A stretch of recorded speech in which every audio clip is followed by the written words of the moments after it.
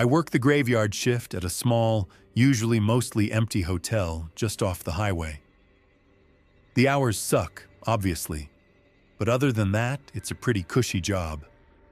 I clock in, settle down in the back office, and watch downloaded movies or shows on my laptop. The connection sucks back there, but it's a place I can sit out of view of the guests and relax. So I just prepare accordingly. Periodically, I'll glance at the CCTV monitor hung on the wall in front of my desk.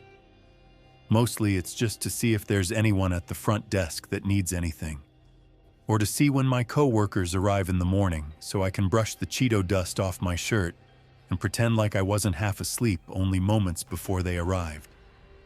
The cameras show several other areas of the hotel too, each stairwell, several shots of the parking lot outside and each exit door, the kitchen, laundry room, the lobby, and a few other areas. There's also a camera in the gym, but no one ever uses it. The hotel I work for isn't really known for their stellar cleanliness or functioning facilities. Our pool hasn't been open to guests in months, and our gym has like one functioning treadmill, a couple weights, and I think a pull-up bar. I've been working here for a few months, and I don't think I've ever been inside. Anyway, at about 2 a.m., 2 hours into my shift, I glance up from my show to check the cameras and notice that the light in the gym is on. The grainy footage shows a man, average-looking, maybe on the older and fatter side, running on the one working treadmill. I don't recall checking him in, but I'm not the one who usually handles that stuff. Most people are in before my shift anyway. Whatever, I thought. I can hardly judge him. Looks like he's doing more exercise than I ever do. I go back to my show, getting up once to grab another bag of chips from the concession area. When I get back, I check the time, 2:32 a.m. The one instance of actual work I do starts at 3, when I run the nightly audit on the computers, so I have to start keeping track of the time more closely around then. I spare a glance towards the cameras, and I'm surprised to see that the man is still running on the treadmill. Well, probably not still, right? Like he probably took a break to do other workouts, and now he's back to running? Or maybe he's been running this whole time. I don't know shit about exercise. In the crappy video quality, I could still see that he was sweating pretty hard. His shirt was almost an entire shade darker, and his thinning hair was visibly slicked back. At the time, all I thought was, good for him, I guess. Maybe this old fat guy should be motivating me to start working out for real.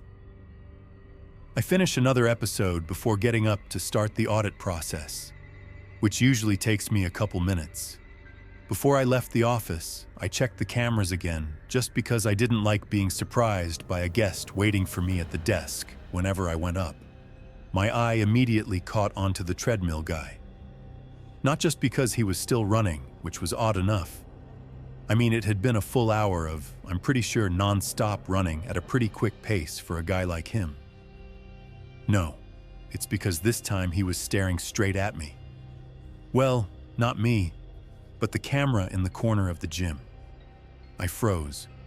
We locked eyes, even though I obviously knew he couldn't see me. He was dead-eyed with a slack, exhausted expression on his face, and yet, he was still running. His arms no longer swinging along with his run, but instead hanging limply at his sides. I stood there for a long few seconds, confused and creeped out by what I was seeing. Right before I decided to write this guy off as a weirdo and turn away from the monitor to go do my job, he fucking smiled at me. At the camera, I mean. This creepy, wide smile that didn't really reach his eyes. And the worst part was that his tongue just sort of limply flopped out of his mouth, as if the only thing holding it in was his closed lips. It just bounced around like he had no control over it, moving to the rhythm of his jog. It was also way too long, like a normal tongue would just stay in a person's mouth if it was completely relaxed, right? Needless to say, I was really creeped out by this guy. I don't know how long he was staring at the camera in the corner, or why he decided to smile right as I noticed him doing it. Obviously, it was just weird timing, or he probably just decided to fuck with whoever might be watching the cams right at the moment that I looked up at him. But somewhere deep inside me, I felt like I was actually being watched. It was about to be 3 a.m., and if I didn't have the audit done by 3:15, I'd get another write-up and probably yelled at my boss about how it's literally the only thing I have to do all night. As anxious as this guy was making me feel, I didn't want to take my eyes off of him in case. I didn't even know why, honestly. However, I swallowed my nerves and tore my eyes away from the screen and fast walked my way to the front desk with my mind made up to do the audit as quickly as possible. Let me describe the layout real quick here. The back office is around the corner from the front desk. Down the hallway, past the elevators, the lobby where we do breakfast, the pool, and the laundry room is where the gym is. It's not the most well-designed hotel, and there's a few twists and turns leading to the gym at the other end of the first floor that makes directing guests verbally an annoying task. That also meant that as I stepped out to the front desk, I didn't have a straight shot to be able to see the gym. On the one hand, I was relieved that I was kind of far away from the weirdo, and on the other, I was made even more anxious that he was now no longer in my sights. I booted up the ancient computer and started printing reports, filing them away in various folders with one hand and signing stuff that needed to be signed with the other. I'm sure I got some stuff wrong, but my priority was finishing this quickly so I could return to the office. I felt exposed out here. Couldn't see anything but the lobby, the sound of some pop radio playing way too loud, drowning out any other potential noise.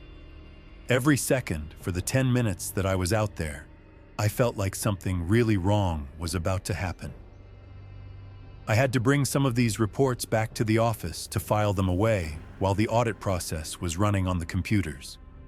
Normally, I just did this at the end of the process to not make as many trips back and forth, and because as soon as the process ended, I had to update the system to roll over to the next day.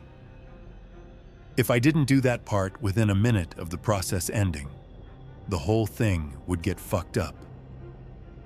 This time, though, as soon as the computer started processing, I raced back to the office to check on the cameras again, if only just to confirm that he was still doing the same thing.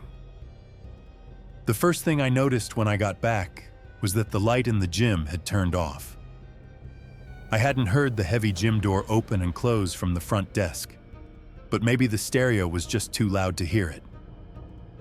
I began scanning the rest of the displays, trying to find him on his way back to his room, in the stairwell or the elevators or wherever, just to give me some peace of mind.